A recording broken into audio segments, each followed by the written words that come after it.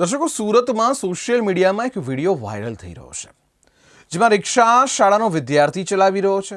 રિક્ષા ચાલક એક વિદ્યાર્થીને પોતાની રિક્ષા ચલાવવા દેતો એમાં જોવા મળે છે.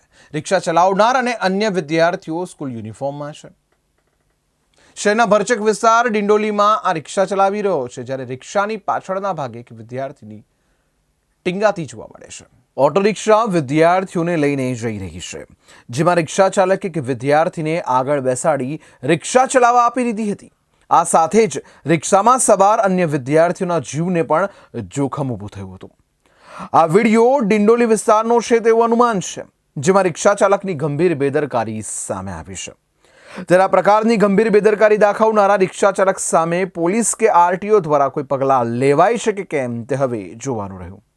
રિક્ષામાં માત્ર આગળ બેસેલો વિદ્યાર્થી રિક્ષા ચલાવી રહ્યો છે, જે ખૂબ જ ગંભીર બાબત છે. પરંતુ આની સાથે જ્યારે રિક્ષામાં પાછળની સાઈડ બેસેલા વિદ્યાર્થીઓને જોઈએ તો તેઓ પણ જે રીતે રિક્ષામાં બેઠા છે અને ઊભા છે તેનાથી પણ કોઈ દુર્ઘટના થઈ શકે તે સ્પષ્ટ લાગતું હતું.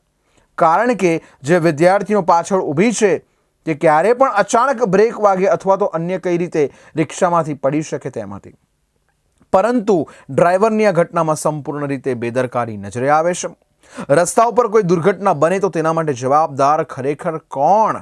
સાથે જે પણ સવાલ થાય છે કે શું વાલીઓને કોઈ જાણ નથી કે પોતાનું બાળક આ પ્રકારે મોટરસાયકલ હંકારી રહ્યું છે?